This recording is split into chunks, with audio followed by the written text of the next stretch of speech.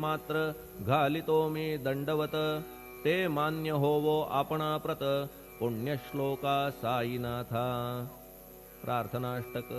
श्लोक। शांतचित्ता महाप्रज्ञा साईनाथा दयाघन दया सिंधो सत्स्वरूपा मायातम विनाशन जात गोतातीता सिद्धा अचिंत्या करुणालया पाहि मां नाथा शिर्डी ग्राम निवासिया श्री ज्ञानार्का ज्ञानदात्या सर्वमंगलकारका भक्तचित्तमराळा हे शरणागत रक्षका सृष्टिकर्ता विरिंची तू पाता तू इंदिरापती जगत्त्रया लया नेता रुद्रतो तूच निश्चिती तुझ वीणे रिता कोठे ठावना या महीवरी सर्वज्ञ तू साईनाथा सर्वांच्या हृदयांतरी क्षमा सर्वापराधांची करावी हेची मागणे अभक्ती संशयाच्या त्या लाटा शीघ्र निवारणे तू धेनु वत्समी तान्हे तू इंदू चंद्रकांतमी स्वर्णदी रूप त्वत्पादा आदरे दासहा नमी ठेव आता श्री माझ्या कृपेचा करपंजर शोकचिंता निवारावी गणू हा तव किंकर। ह्या प्रार्थनाष्टके करून मी करीतो साष्टांग नमन पापताप आणि दैन्य माझे निवारा लवलाही तू गाय मी वासरू तू माय मी लेकरू माझे विषयी नको धरू कठोरता मानसी तू मलयागिरी चंदन मी काटेरी झुडूप जाण तू पवित्र गोदा जीवन मी महापातकी तुझे दर्शन होवोनिया दुर्बुद्धी घाण माझे ठाया राहिल्या तैशीच गुरुराया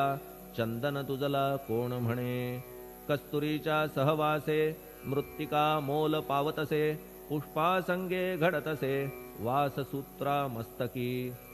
थोरांची ती हीच रीती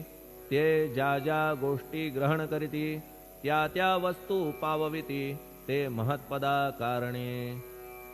भस्म कौपीन नंदीचा शिवे केला संग्रह साचा म्हणून त्या वस्तूंचा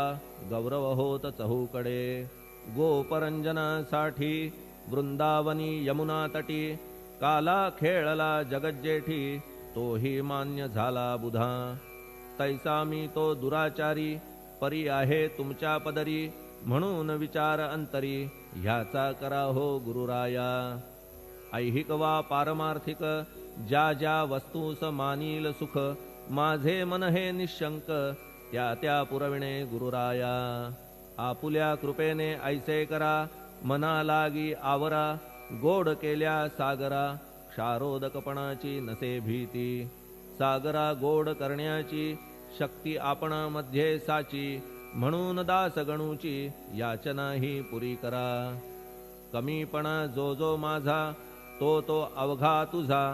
सिद्धांचा तू आहेस राजा कमीपणान बरवा तुझसी आता कशास्तव बोलू फार तूच माझा आधार शिशु मातेच्या कडेवर असल्या निर्भय सहजची असो ह्या स्तोत्रासी जे जे वाचतील प्रेमेसी त्यांच्या त्यांच्या कामनेसी तुम्ही पुरवा महाराजा ह्या स्तोत्रास आपुलावर हाची असो निरंतर पठण करत्याचे त्रिताप दूर व्हावे एक संवत्सरी शुचिर्भूत होऊन नित्य स्तोत्र करावे पठण शुद्ध भाव ठेवून आपुलिया मानसी हे अशक्य असले जरी तरी प्रत्येक गुरुवारी सद्गुरुमूर्ती अंतरी आणून पाठ करावा तेही अशक्य असल्यास प्रत्येक एकादशीस वाचणे ह्या स्तोत्रास कौतुक त्याचे पहावया स्तोत्रपाठका उत्तम गती अंती देईल गुरुमूर्ती ऐहिक वासना सत्वरगती त्यांची पुरवून श्रोते हो ह्या स्तोत्राच्या पारायणे मंदबुद्धी होतील शहाणे कोणा आयुष्य असल्या उणे तो पठणे होय शतायू धनहीनता असल्या पदरी कुबेर येऊन राबेल घरी हे स्तोत्र वाचल्यावरी सत्य सत्य त्रिवाचा संततिहीना संतान होईल स्तोत्र केल्या पठण स्तोत्र पाठकाचे संपूर्ण रोग जातील दिगंतरा